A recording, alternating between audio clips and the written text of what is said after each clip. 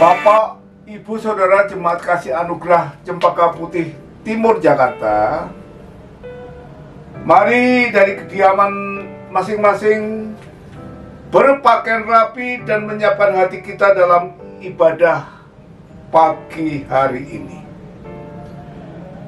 Sebelum kita mendengarkan firman Tuhan, mari kita berdoa. Allah Bapa yang hamba panggil dalam nama Tuhan Yesus, pagi ini Minggu tanggal 9 Mei 2021, umat-Mu kasih anugerah dari kediaman kami masing-masing siap mendengarkan firman-Mu. Sebab hanya melalui firman-Mu hidup kami dikuatkan dan diubahkan. Dalam nama Tuhan Yesus kami berdoa. Amin. Saudara, pagi ini firman Tuhan dilayani oleh Bapak Evangelis Yusuf Tami.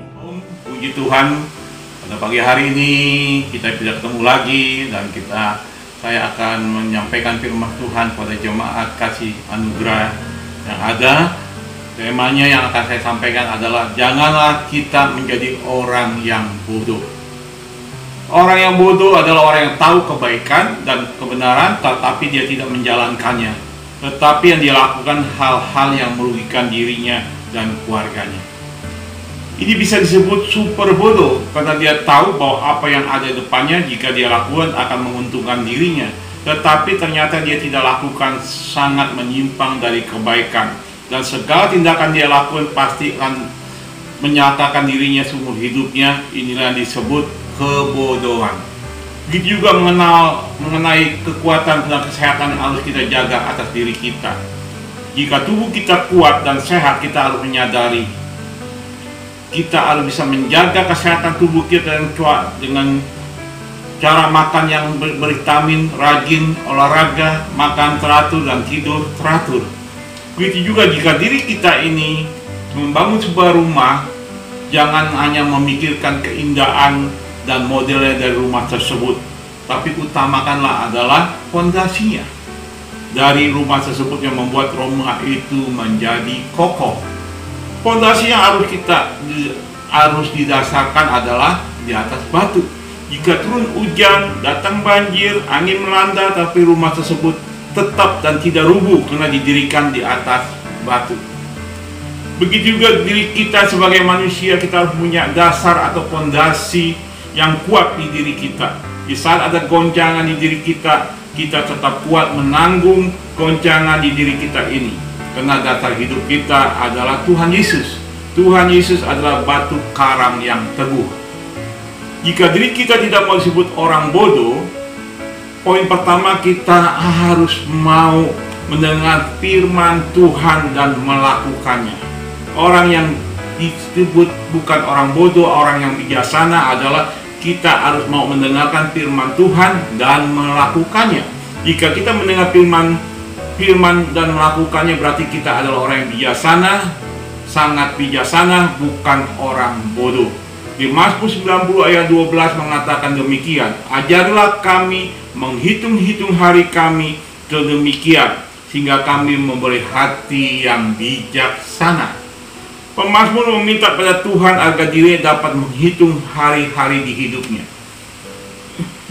Tujuannya agar dirinya dapat memberi hati yang bijaksana, sehingga dirinya tidak menjadi orang bodoh, tetapi menjadi cerdik dan bijaksana. Orang yang bijaksana adalah orang yang dapat mengerti, yang dapat menghidupkan kehendak Tuhan di dirinya. Sekali lagi saya katakan, orang yang bijaksana adalah orang yang dapat mengerti dan dapat menghidupkan kehendak Tuhan di dirinya. Tetapi setiap orang mendengar perkataanku ini dan tidak melakukannya, ia sama dengan orang yang bodoh yang mendiri rumahnya di atas pasir. Itu ada di ayat Matius 7 ayat 26 mengatakan demikian. Tetapi setiap orang mendengar perkataanku ini dan tidak melakukannya, ia sama dengan orang yang bodoh yang mendiri rumahnya di atas pasir. Mendengar firman tetapi tidak melakukan berarti sama dengan orang bodoh. Orang yang bodoh adalah yang mendirikan rumah di atas pasir tanpa fondasi. Begitu juga hidup tanpa fondasi, tanpa Tuhan di dalam dirinya. Orang bodoh adalah orang yang tidak mau tahu apa yang terjadi di dirinya. Dia mendengarkan perintah tapi tidak mampu memahaminya dan tidak melakukannya. Ternyata orang bodoh tidak dapat masuk surga. Firman Tuhan mengatakan bahwa kita orang bodoh tidak masuk surga. Matius 7 ayat 21. Matius 7 ayat 21 mengatakan demikian. Bukan setiap orang yang berseru kepadaku, Tuhan, Tuhan akan masuk ke dalam kerajaan surga, melainkan dia melakukan kehendak Bapakku yang di surga. Dikatakan di sini orang bodoh tidak melakukan apa yang kehendak Bapa, jadi dia tidak akan masuk surga. Dan juga ternyata orang bodoh diusir oleh Tuhan. Firman Tuhan mengatakan bahwa orang bodoh akan diusir oleh Tuhan. Matius 7 ayat 23 mengatakan pada waktu itulah aku akan berterus terang kepada mereka dan berkata, aku tidak mengenal engkau.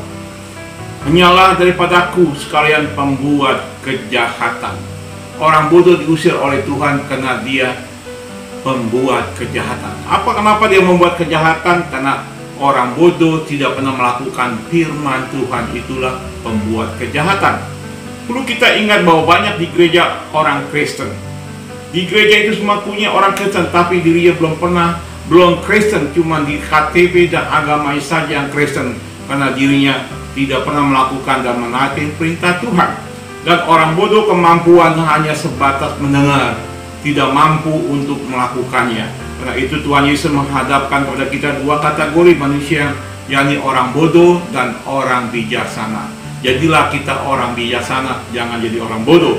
Persamaan dari keduanya adalah sama-sama mendengarkan firman Tuhan. Orang bodoh mendengar firman Tuhan, orang bijaksana mendengar firman Tuhan. Tetapi perbedaannya dari kedua orang ini adalah orang bijaksana melakukan firman Tuhan dan orang bodoh tidak mendengar, hanya mendengarkan saja, tidak melakukannya. Karena itu sebagai anak Tuhan, kita harus mau melakukan firman Tuhan sehingga kita menjadi orang yang bijaksana, jangan menjadi orang bodoh. Dan kita juga harus punya fondasi di dalam hidup kita, fondamen di dalam hidup kita adalah batu karang yang teguh, yaitu Tuhan Yesus Kristus. Tidak ada lagi fondasi yang lebih kuat daripada Tuhan Yesus Kristus. Karena itu janganlah kita menjadi orang bodoh, jadilah orang bijaksana.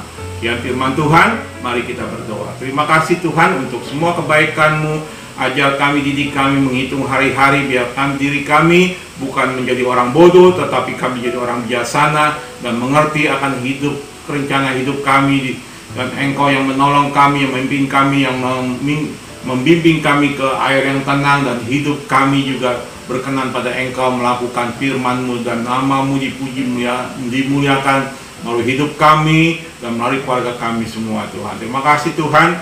Di dalam nama Tuhan Yesus Kristus kami ucap syukur dan terima kasih dan berdoa. Haleluya. Amin. Bapak, Ibu, Saudara yang kami kasih dalam nama Tuhan Yesus Kristus,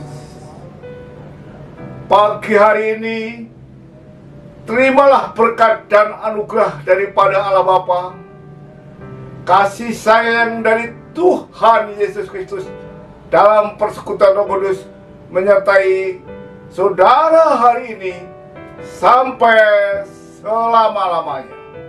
Tuhan Yesus memberkati. Amin.